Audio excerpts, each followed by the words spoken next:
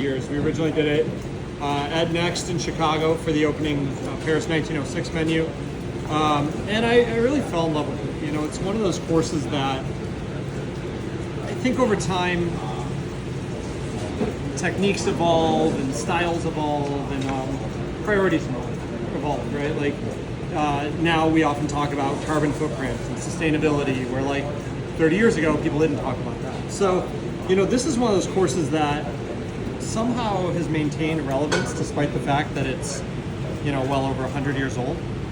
In the sense that the course is really designed to showcase the freshness of a duck and showcase the duck in every aspect. There's nothing wasted. It requires a very fresh bird. It requires a bird that is minimally manipulated, and it really has to be cared for properly.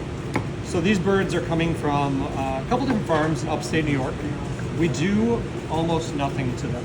We brine them for 24 hours, let them air dry for 12, and that's it. When we roast them very quickly and very hot, with the idea that it stays raw on the inside while it cooks on the outside. It doesn't get a ton of caramelization because the bird's not dry aged, so there's a lot of moisture in it still. And the main reason that there's moisture in it is because when we press it, we need the moisture. Otherwise, if there's no juice, you have no sauce. And so it's kind of counterintuitive with regards to how you typically get duck at restaurants now. I think most of the time people talk about, oh, I aged it for so long and I did this and that to it. But really the idea with this is just, you know, how much of the duck can we actually showcase. In order to do that, we need all the duck. So, the only part that was not attached to the duck, I don't know if you know, I'm sure you noticed, but it's still here. There's no legs on it. So if you look back historically at how this course was done, the legs would have been removed immediately and then sent back to the kitchen to be served as a secondary course. But we really didn't like the results that we were getting, so instead we just cook them separately start to finish. So the legs are not attached, those have already been cooked. They come out as two separate courses alongside this. And then the breasts, as you saw, they were very undercooked. These actually have to go back to the kitchen because Jill's going to finish cooking these. Julian, on camera.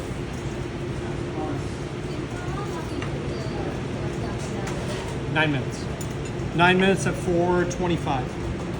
And you can't really tell because obviously it's melted out, but when we cook it, we roast it with a block of cold butter inside. And the idea is that butter keeps the inside very cold so that it doesn't cook. That's how we prevent it from overcooking.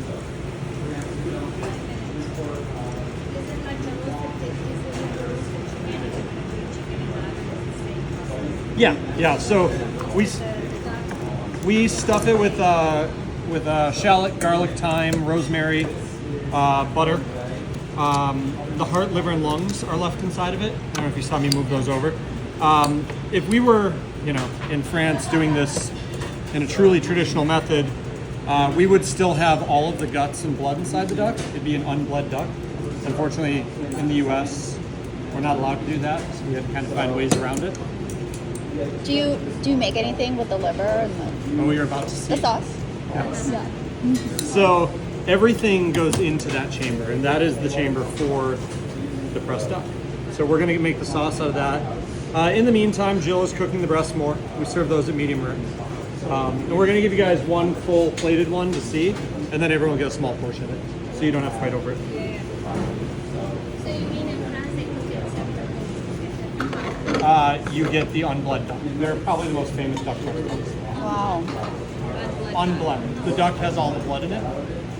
It's like a balloon, right? And everything's in it. It's like if I put you in this press and just squished you and everything came out. Yeah. And that's how they eat it. That's how you get the sauce that we have. Yeah, so the whole body would have just gone in here and been pressed. So I'm actually going to move this out of your way. No, you're fine. I'm just going to move it here so that, well, yeah, there's going to be a flame. It's going to be exciting. So start with toasting black pepper.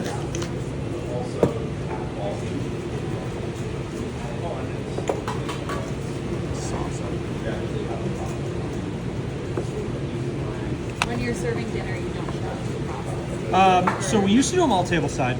We also only used to do 6 a night. Now we do anywhere from 15 to 20 a night.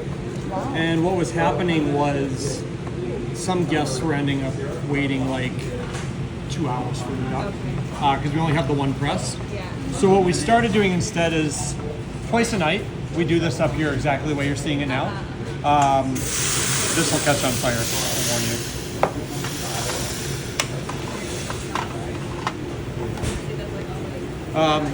So we do a couple a night up here, and we basically make it like a party at the counter, where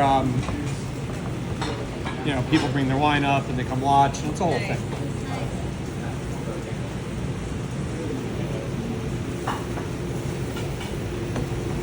So we're gonna get a lot.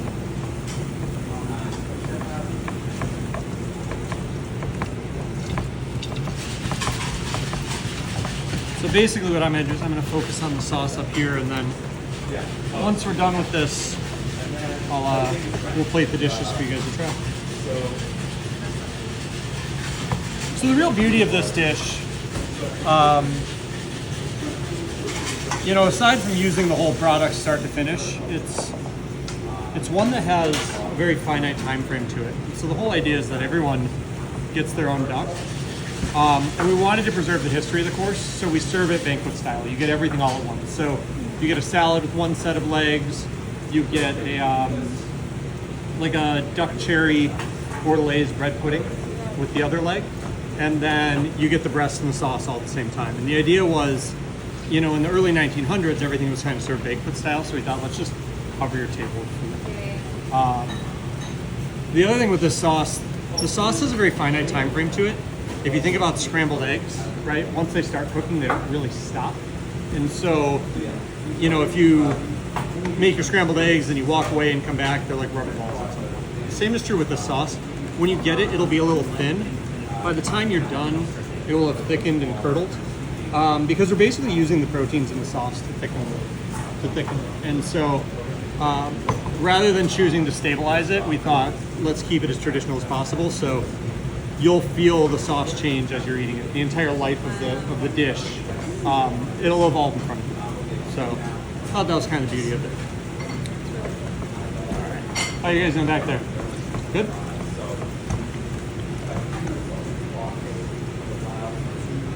All right, so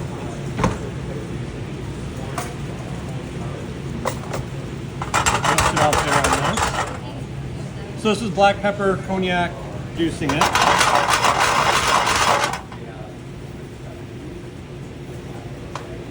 And we'll add our duck jus. Basically, we always have a stock going in the prep kitchen. And the bones from this go in that stock, any bones from any extra birds, everything's in it. So literally nothing's wasted from it. And with that, we're just gonna bring this to a boil.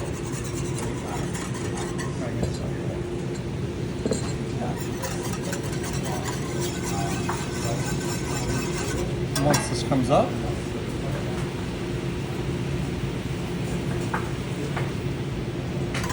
kill the heat. All those pressings. You'll notice how red it'll start out.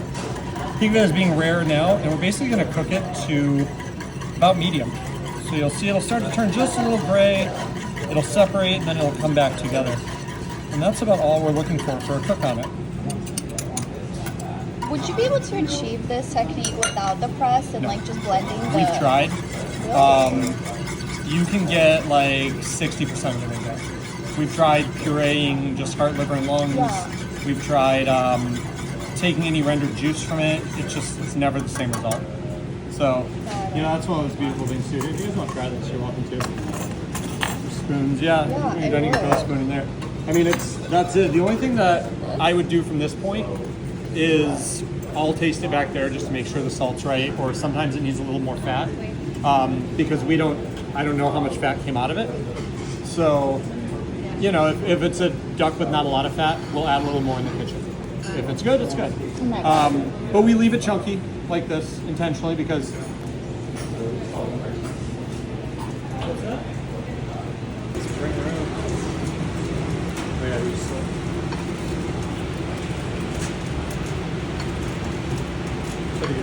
questions for all of you.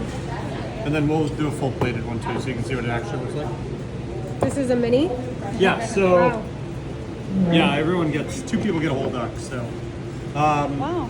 so basically what you have is the breast. When we cook the legs, we take all the drippings from the legs and we make a vinaigrette out of it. That's what dresses the salad. Any extra skin we also fry off, and that's what's on top of the salad.